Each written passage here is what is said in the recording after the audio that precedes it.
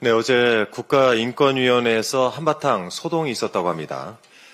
그제 인권위에서 공개한 결정문에 헌법재판소 전달을 두고 설왕설래가 있었던 것 같습니다. 제가 들고 있는 이 문건입니다.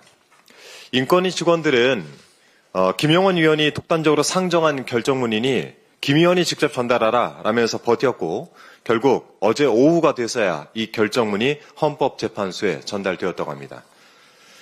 보시다시피 계엄 인권 침해를 명시한 이 결정문의 제목은 매우 그럴싸합니다만 내용을 보면 내란숙의 윤석열과 그 공범들의 권리를 주장하면서 두둔하고 비호하는 표리부동으로 가득합니다.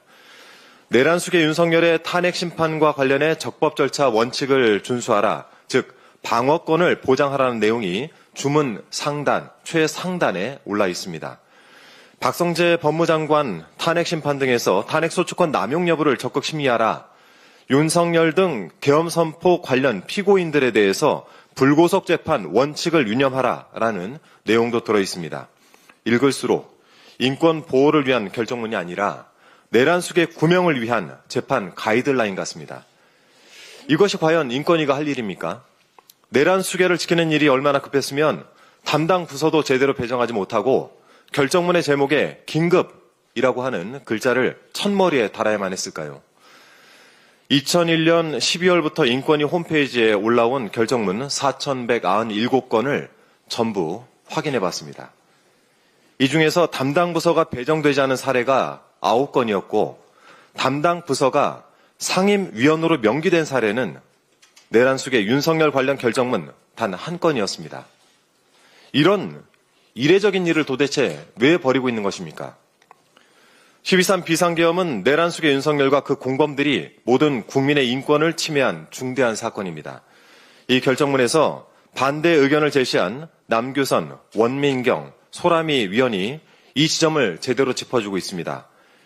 이들 위원들은 결정문의 22쪽에서 다수 의견이 실제로 국정을 혼란에 빠뜨리고 국민의 인권을 훼손한 것이 지난해 12.3 대통령의 비상계엄 선포와 포고령 발령임에도 이러한 사실은 언급하지 않는다라고 지적을 하고 있습니다. 이 난리가 가시기도 전에 어제 인권위가 또 똑같은 행각을 저질렀습니다. 임시 군인권보호위원회를 열고 문상호 전 국군정보사령관 등 내란 임무 종사자들에 대한 인권 개선 사안에 관해 의견 표명과 권고를 하기로 결정을 했다는 것입니다.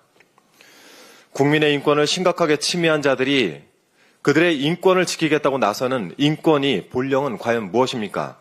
내란숙의 윤석열, 내란 임무 종사자 등의 엄호를 일삼는 것, 곧 내란에 동조하고 부역하는 일입니다. 윤석열 정부 출범 이래로 각종 기관과 시설, 정책들이 윤석열, 김건희 내외에 의해 사유화되고 있습니다.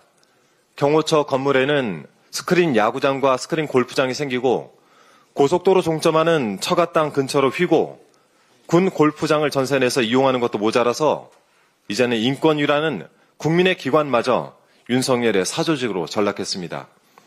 특히 계엄을 통해 삼선 집권과 이후 후계자까지 고민을 했던 자들이 계엄 이후 국회를 무력화시키는 정치개혁의 방향 설정을 하는 데 있어 중국과 러시아의 선거 제도를 연구한다라는 노상원의 수첩 내용이 오늘 아침 한 언론 보도를 통해서 밝혀졌습니다. 실로 충격적입니다. 우려했던 민주주의 퇴행을 훨씬 뛰어넘어서 사회주의식 독재자를 꿈꾼 것 아니겠습니까? 그런 야심을 품은 자들에 의해 사유화된 기관, 그 가운데 인권이란 탈을 쓴 동조 세력이 있는 것입니다.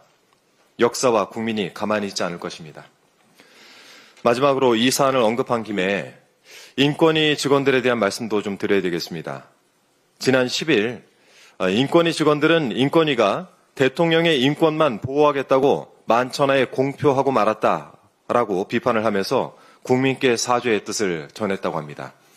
정작 사죄해야 할 사람들은 따로 있는데 국민 앞에 머리를 숙였던 직원 여러분의 심정이 얼마나 처참했겠습니까? 그 마음을 국민과 함께 위로하겠습니다. 이상입니다.